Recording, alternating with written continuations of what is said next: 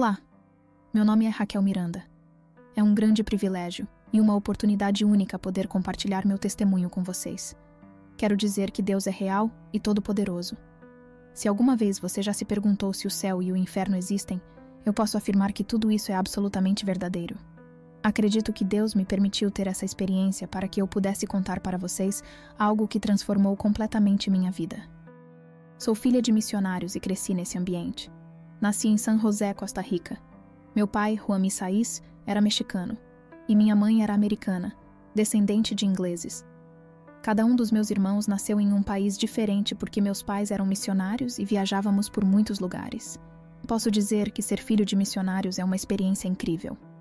Vivemos em diversos países e tivemos muitas experiências marcantes. O que vou compartilhar aconteceu há 30 anos e foi algo extremamente impactante. Antes de tudo, preciso explicar que eu não podia ter filhos. Casei-me com meu esposo, Ariel Miranda, e hoje somos pastores.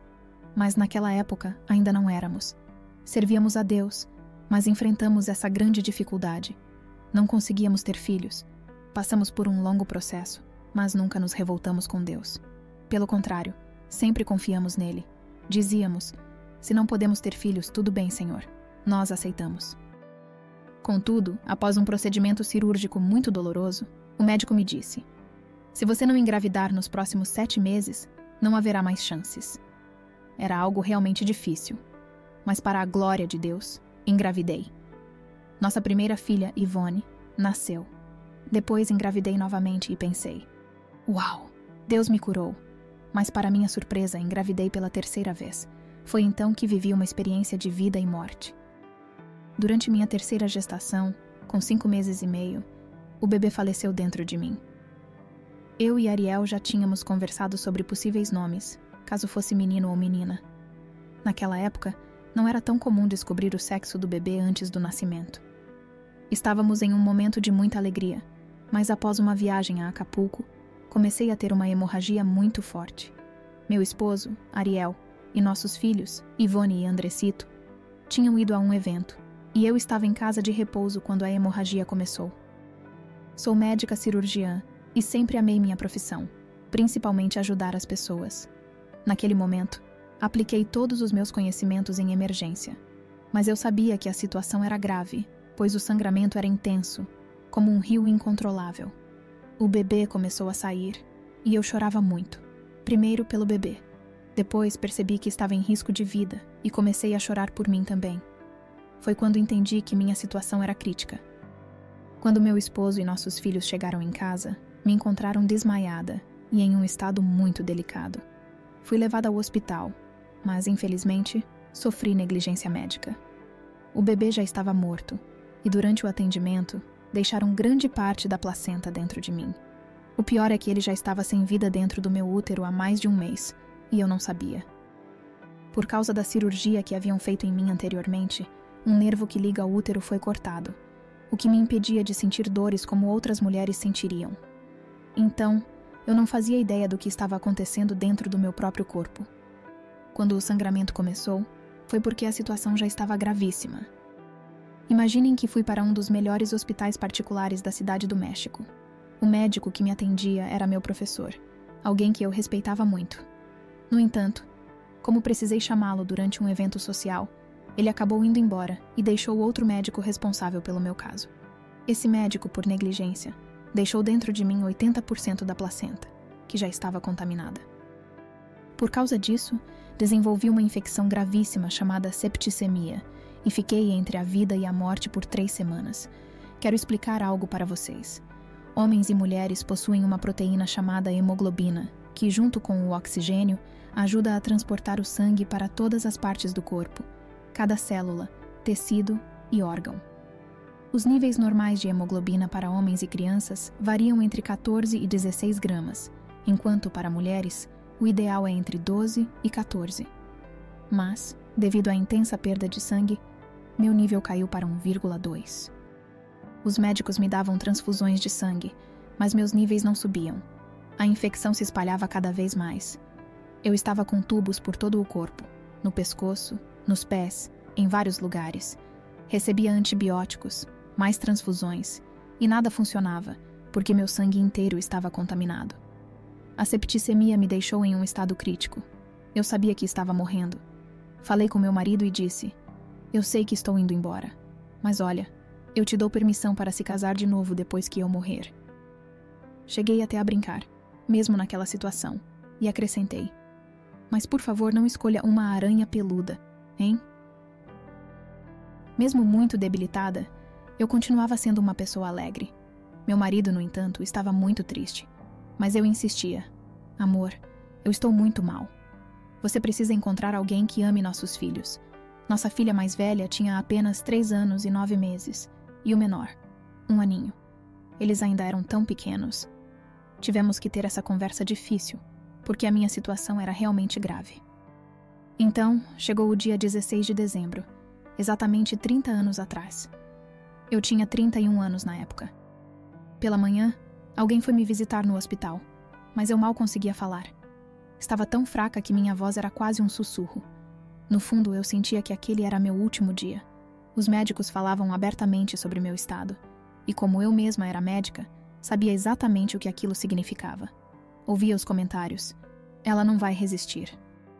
Naquele momento, eu estava internada em um hospital público, pois já havíamos gasto todo o nosso dinheiro em hospitais particulares. Minha companheira de quarto, uma paciente que estava ao meu lado, tentava me animar. Ela penteava meu cabelo, mas de tão fraca que eu estava, fios e mais fios caíam em suas mãos. Eu havia perdido muito peso e estava realmente debilitada. Foi então que, por volta das 11 da manhã, meu corpo cedeu. Eu morri. Sim, para que vocês entendam bem. Meu coração parou de bater, eu parei de respirar. Meu corpo já não tinha mais vida. As enfermeiras, ao perceberem que eu não respondia mais, cobriram-me com um lençol. Eu era, oficialmente, mais um caso de óbito por negligência médica. Mas há algo muito importante que quero dizer. Antes de morrer, eu já havia perdoado o médico que cometeu o erro. Eu havia perdoado todos aqueles que me fizeram mal. Como médica, eu sabia o quanto é desesperador quando um profissional da saúde prejudica outra pessoa. E eu também senti essa dor na pele. Mas decidi liberar perdão. O certo é que meu corpo estava ali, coberto. Mas eu já não estava mais nele. Meu espírito havia partido. Avisaram ao meu marido que ele agora era viúvo, e meus filhos ficaram órfãos. Para uma criança pequena, é difícil entender que a mãe se foi, mas a verdade é que eu já havia partido. Quero contar algo incrível para vocês. A Bíblia, no Salmo 91, diz que os anjos nos conduzem, e foi exatamente isso que aconteceu comigo. Os anjos me levaram. Senti que me movia em uma velocidade impressionante. Meu corpo ficou para trás, mas minha consciência continuava intacta. Quero que vocês saibam que somos mais do que apenas corpo físico.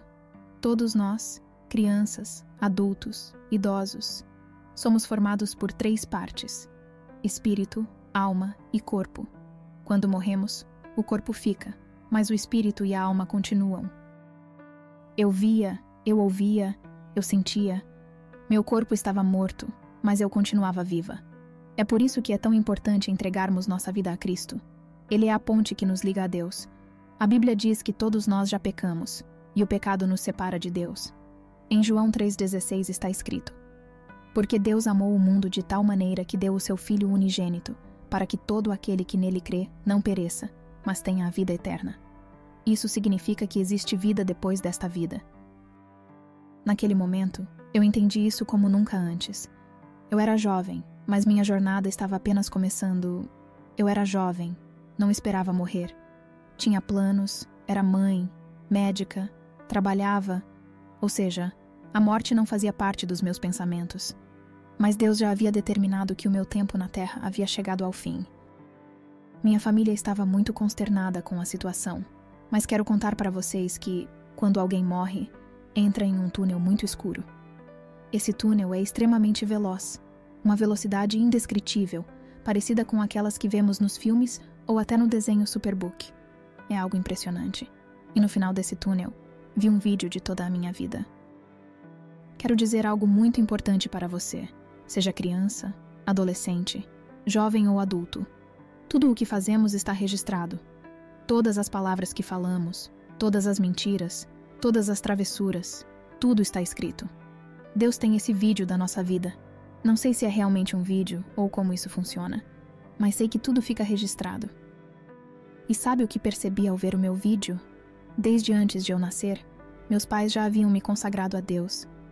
Vi minha mãe grávida de mim, orando, dizendo que eu seria dedicada ao Senhor. Eu não tinha consciência disso, mas lá estava eu, ainda no ventre da minha mãe, e meus pais estavam intercedendo pela minha vida. Meu nome é Raquel Elizabeth. Raquel significa pequena ovelha, e Elizabeth significa consagrada a Deus. Ou seja, até no meu nome estava marcado que eu pertencia a Deus e não tinha como fugir do meu propósito. Como já contei antes, meu pai era mexicano e minha mãe, americana. Passei grande parte da minha infância falando inglês, pois morei nos Estados Unidos até os 8 ou 9 anos, quando nos mudamos para o México. O espanhol não era minha língua materna, mas o entendia porque meus pais eram muito espertos. Sabe o que eles faziam? Se eu estivesse aprontando algo e alguém entendesse inglês, eles me repreendiam em espanhol. Se a pessoa entendesse espanhol, eles me repreendiam em inglês. Assim, ninguém entendia a bronca que eu levava. Minha mãe escolheu o nome Raquel em homenagem a uma missionária colombiana que ela conheceu. Mas nos Estados Unidos, esse nome não era comum. Minha mãe poderia ter me chamado de Rachel, mas preferiu Raquel. Por isso me chamavam de Rocky ou Raquel, com pronúncia diferente. Confesso que não gostava do meu nome quando era criança. Mas ali, assistindo ao vídeo da minha vida, percebi que meus pais tinham um propósito ao escolhê-lo. Se eu fosse menino, teria um nome diferente. Mas sendo menina, fui dedicada a Deus desde antes do nascimento. Isso me impactou profundamente. Cresci em um lar cristão. Meus pais viviam para Deus. Mas em determinado momento da minha vida, eu disse algo que agora me envergonho. Eu nunca vou me casar com um pastor ou um missionário. Sim, eu disse isso. Eu queria ter uma vida normal. Hoje percebo como eu estava errada. No momento em que assistia ao meu vídeo, pedi perdão a Deus. Senhor, me perdoa. O melhor que existe é te servir. Sempre fui uma pessoa boa. Sempre gostei de ajudar os outros. Como médica, defendia os pobres, os injustiçados. Mas ali, naquele instante, percebi que, apesar disso, eu havia pecado contra Deus e tomado decisões erradas. E então, cheguei ao céu. O céu é deslumbrante. Tudo brilha. A Bíblia diz que as ruas do céu são de ouro puro e que as portas são de pérolas. E posso afirmar que tudo brilha de uma maneira indescritível. Eu amo coisas que brilham. Sempre que vejo roupas ou acessórios com brilho, fico encantada porque me lembro do céu. Lá, tive uma conversa com Deus. A voz de Deus é algo impressionante. Quando Ele fala, sua voz nos envolve, nos abraça. É algo tão poderoso que só de lembrar eu me emociono. Deus me chamou. Raquel! E eu, imediatamente respondi. Senhor, me perdoa. Me perdoa pela minha soberba. Então fiz uma promessa. Se tu me deixares voltar à terra, eu te servirei todos os dias da minha vida. Mas o Senhor me respondeu. Raquel, você já se esqueceu do que disse antes. E naquele instante, vi novamente meu vídeo. Mais uma vez, pedi perdão. Quero dizer algo muito importante para você que está ouvindo isso agora. Em Jeremias 1:5, Deus diz: Antes de te formar no ventre materno, eu te escolhi. Antes de você nascer, eu o separei para mim. Isso significa que Deus nos escolheu desde antes do nascimento. Ele nos separou para algo especial. Mas, muitas vezes, somos rebeldes. Agimos de forma errada, contamos mentiras, cometemos travessuras, até pegamos coisas dos outros sem permissão. No entanto, Deus nos ama e tem um propósito para cada um de nós. Muitas vezes, como jovens ou adultos, fazemos coisas que não deveríamos. Pecamos contra Deus. Mas sabe de uma coisa? Deus nos separou para Ele desde antes de nascermos. Ele nos santificou. Deus não quer que pequemos. Não quer que nos afastemos dele. Ele deseja que estejamos sempre perto do seu coração. Isso é algo muito importante. Então, mais uma vez, o Senhor me chamou. Raquel, Raquel, você se lembra do que disse uma vez? E novamente, vi o vídeo da minha vida. Talvez houvesse muitas coisas boas nele. E você que está ouvindo isso agora pode pensar: mas eu sou uma pessoa boa. Sempre faço o bem. Mesmo os avós, que são pessoas tão sábias e amorosas, podem pensar que são bons o suficiente. Mas a verdade é que todos pecamos. E por causa do pecado, estamos afastados da glória de Deus. No entanto, Deus enviou Jesus Cristo para morrer na cruz por mim e por você. Ele veio para nos perdoar, nos limpar e nos purificar, para que pudéssemos ter uma vida abundante. Se você já ouviu falar da história do apóstolo Pedro, sabe que antes de Jesus ser crucificado, Pedro o negou 3 vezes. Mas depois da ressurreição, Jesus perguntou a Pedro 3 vezes: Pedro, você me ama? Foi assim que Jesus restaurou Pedro. Acredito que foi exatamente isso que Deus fez comigo. Por 3 vezes, Ele me mostrou o meu vídeo e perguntou: Raquel, você se lembra do que disse? E, pela 3ª vez, eu disse: Senhor, me perdoa, mas, se tu me permitires voltar à terra, eu te servirei todos os dias da minha vida. No hospital, já haviam se passado horas desde que eu havia sido declarada morta. Meu corpo já estava sendo preparado para o caixão, e os trâmites para o sepultamento estavam em andamento. Mas, de repente, algo extraordinário aconteceu. Vi a mão de Deus. A mão de Deus é como a nossa mão. Quero que você olhe para suas mãos agora. Observe bem. Talvez você pense: minhas mãos estão ásperas, não são bonitas. Mas sabe de uma coisa? Fomos criados à imagem e semelhança de Deus. A mão que vi era semelhante à nossa, mas enorme, majestosa. Deus estendeu a mão e com um gesto disse: Está bem, Raquel, volte. No mesmo instante voltei para o meu corpo, no hospital, e quero que vocês entendam uma coisa. Antes disso, eu já não conseguia falar. Eu estava extremamente debilitada, cheia de tubos, sem forças, como uma vela que está prestes a se apagar. Mas quando voltei, aconteceu algo impressionante. Voltei completamente curada. Sentei-me na cama, exatamente como estou agora. Não sentia mais nenhuma dor. Antes, meu corpo estava tomado pela septicemia. A fraqueza era insuportável. A dor era intensa, como um verdadeiro inferno. Mas no momento em que voltei, fui restaurada por completo. As enfermeiras começaram a gritar, espantadas com o que estavam vendo. Minha companheira de quarto ficou em choque. A doutora voltou. Ela está viva. Ninguém entendia como aquilo era possível. Eu não sabia quanto tempo havia se passado, talvez 3 ou 4 horas. Mas para mim, foi um grande milagre. Lembrem-se, eu estava em um hospital público, um lugar cheio de gente, onde o atendimento era complicado. E no meio de tudo isso, Deus me devolveu a vida. Meu esposo, que na época ainda não era pastor, recebeu a ligação, e para ele, aquilo foi inacreditável. Meus filhos, que estavam prestes a ficar órfãos, agora tinham sua mãe de volta. Foi algo tremendo para toda a família. Os médicos ficaram desconfiados. Eles disseram: Não podemos dar alta para ela. Algo assim não faz sentido. Temos que examiná-la. Eu, no entanto, repetia: Estou bem, não sinto nada. Mas eles insistiram e decidiram realizar vários exames durante 1 dia e meio para entender o que havia acontecido. E essa é a prova do poder de Deus. Quando Ele decide agir, nada pode impedir seu plano. Após 1 dia e meio de exames, todos os resultados estavam normais. Assim, me deram alta, 8 horas depois da minha ressurreição. Foi então que uma mulher chegou ao meu leito. Usava óculos redondos, parecidos com os de John Lennon, e me disse: Você se chama Raquel Elizabeth. Em seguida, falou todos os meus sobrenomes. Eu confirmei: Sim, sou eu. Ela então me disse: O Senhor me enviou. Ele disse que você vai me ajudar. Eu havia prometido a Deus que o serviria, mas não esperava que fosse tão rápido. Essa mulher me contou que seu sobrinho estava preso espiritualmente, atormentado pelo mal. Ela me alertou: Crianças, não assistam a desenhos sobre Satanás. Jovens, evitem filmes de terror como Crepúsculo. Adultos, cuidado com o que assistem. Essas coisas são influenciadas por forças malignas que querem afetar suas vidas. Essa mulher tinha um sobrinho de 18 anos que morava com ela e estava completamente possuído. Ninguém conseguia ajudá-lo. Ele já havia sido levado a pastores e outros cristãos, mas continuava atormentado. Sua irmã, também cristã, pediu à tia que cuidasse dele, mas sem revelar o quão grave era sua situação. A mulher, desesperada, chorava no chão, clamando a Deus por ajuda. Foi então que o Senhor lhe disse: Vá ao hospital, ao andar tal, no leito tal. Lá, você encontrará Raquel Elizabeth e ela vai te ajudar.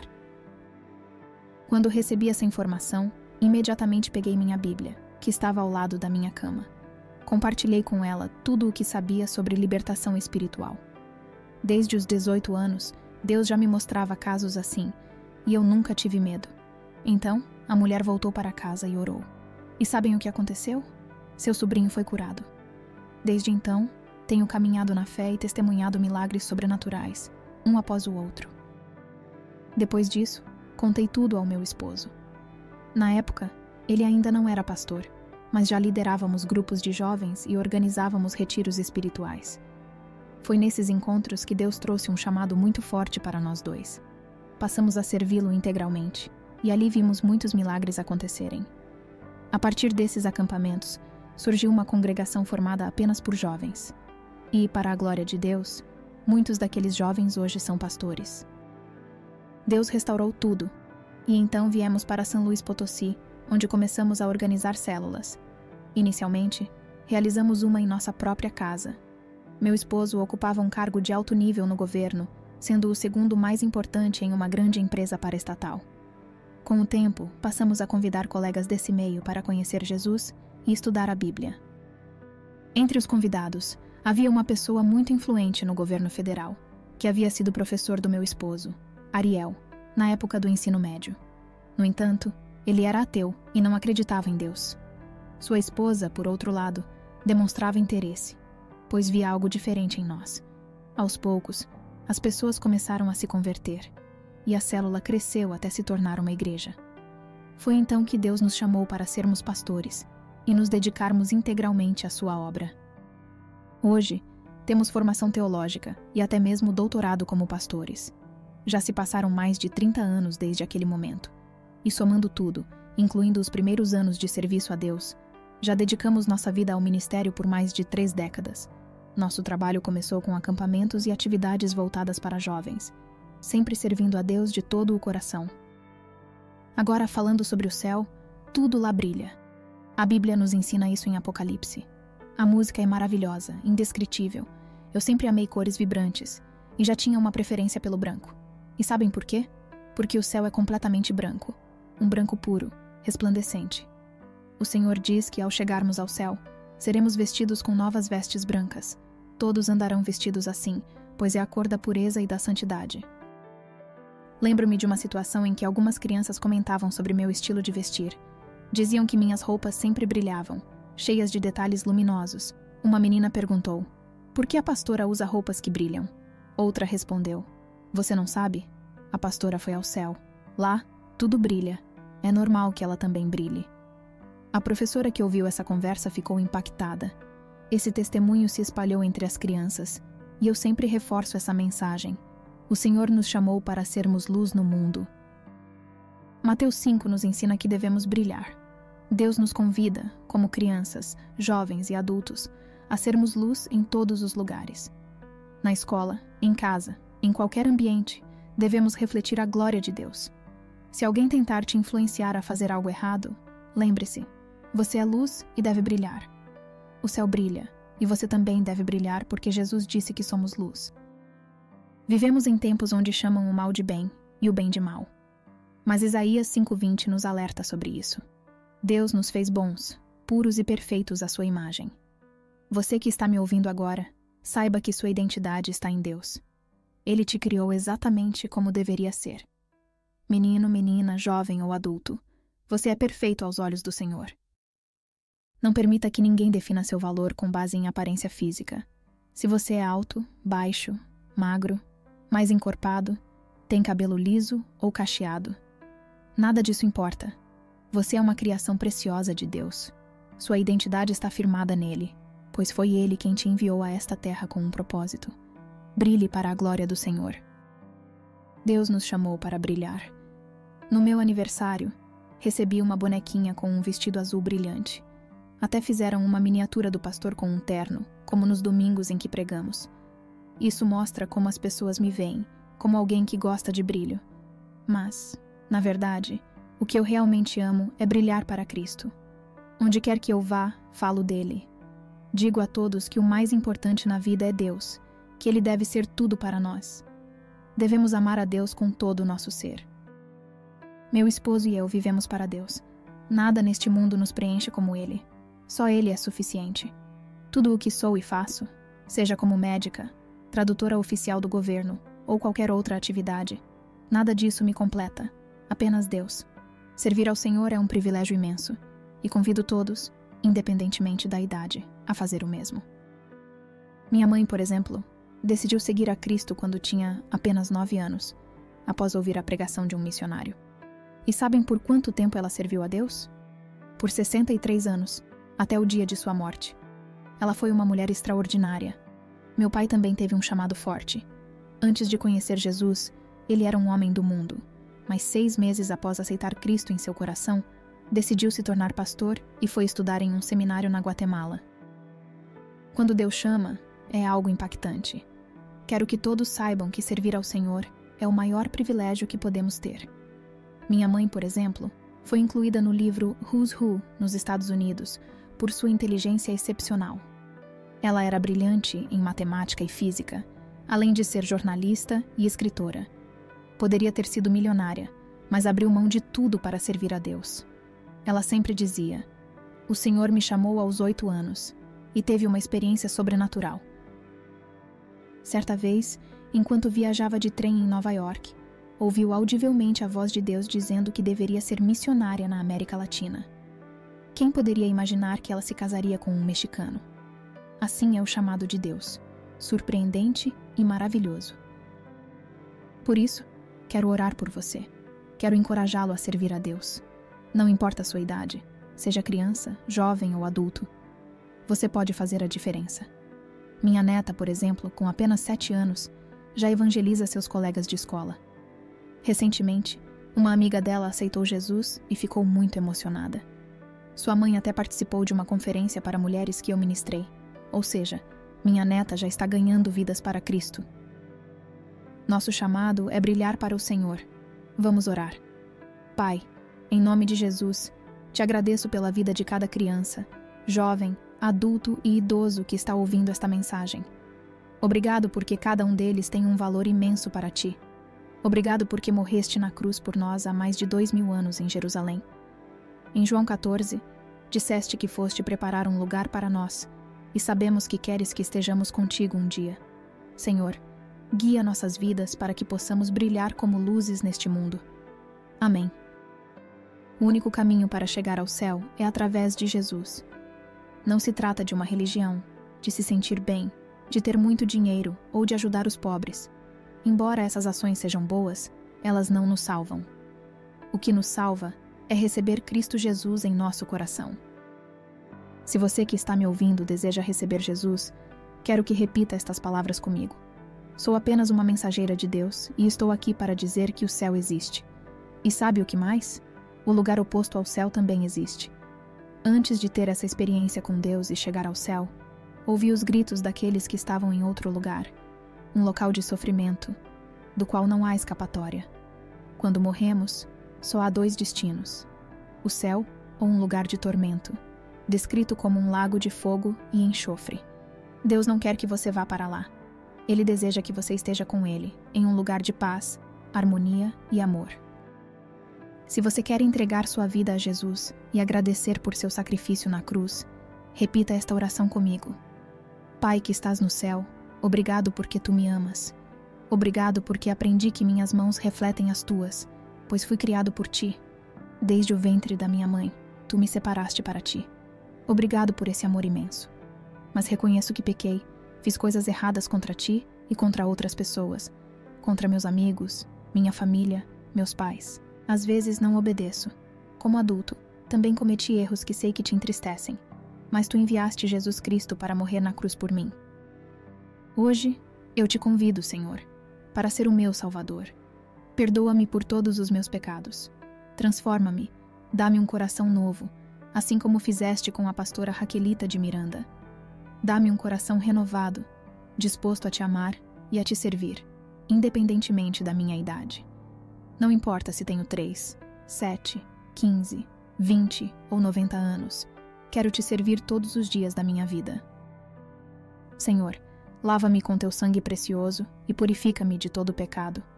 Como está escrito em 2 Coríntios 5,17, se alguém está em Cristo, é nova criatura. As coisas velhas já passaram. Eis que tudo se fez novo. Faz de mim uma nova pessoa. Renova-me completamente. Hoje, torno-me teu filho ou tua filha, pois me deste o direito de ser chamado filho de Deus. Obrigado, Senhor, porque hoje me prometes a vida eterna.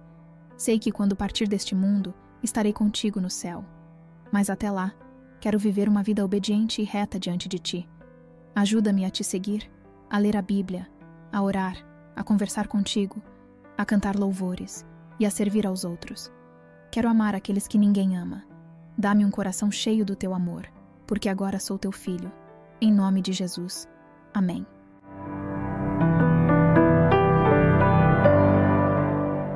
Agora que você ouviu esse testemunho poderoso, eu te pergunto: como está a sua vida hoje? Você tem vivido da maneira que Deus te chamou para viver? Você tem brilhado como luz neste mundo ou tem permitido que as trevas te afastem do propósito que Ele tem para você? A verdade é que Deus nos dá oportunidades para mudar, mas a escolha é nossa. Você vai continuar vivendo da mesma maneira ou vai dar um passo de fé e se entregar completamente a Ele? Talvez você já tenha sentido o chamado de Deus, mas resistiu.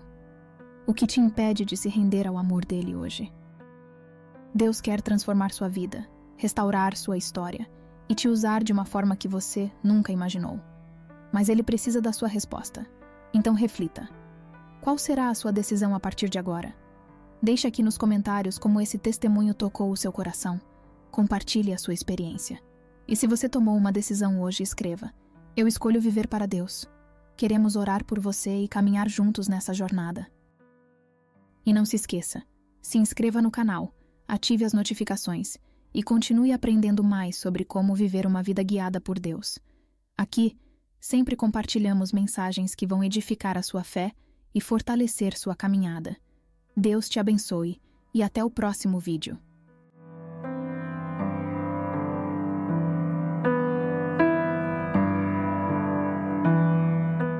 Era como uma cortina de luz que envolveu tudo ao redor, e de repente era apenas eu e o Senhor, no meio daquela glória indescritível. Então, dei um passo adiante e continuei. Senhor, há uma mulher na nossa igreja chamada Maria. Ela é mãe solteira, fuma compulsivamente, ama o Senhor, mas vive ansiosa. Seus filhos adolescentes a deixam desesperada. Como pastor auxiliar, estou sempre na casa dela, tentando acalmar os conflitos antes que a polícia seja chamada ou que os vizinhos comecem a brigar com eles. Olhei para o Senhor e perguntei: como o Senhor pode permitir isso? Isso é tão injusto. Um nasceu em meio a privilégios, enquanto Maria luta para sobreviver. Ele me olhou e voltou à explicação. Ela precisa depender de mim 100%, porque foi equipada com os dons adequados à vida que enfrenta. E à medida que confia em mim totalmente, eu a sustentarei. Então fiz outra pergunta. Se for permitido perguntar, como foi quando Lúcifer caiu? Se você se sentiu tocado por este testemunho e quer assistir esta história e mais histórias como esta, não deixe de se inscrever em nosso canal. Aqui, compartilhamos experiências poderosas que podem transformar vidas e fortalecer a fé. Clique no botão de inscrição, ative o sininho para receber notificações e junte-se à nossa comunidade de fé e esperança.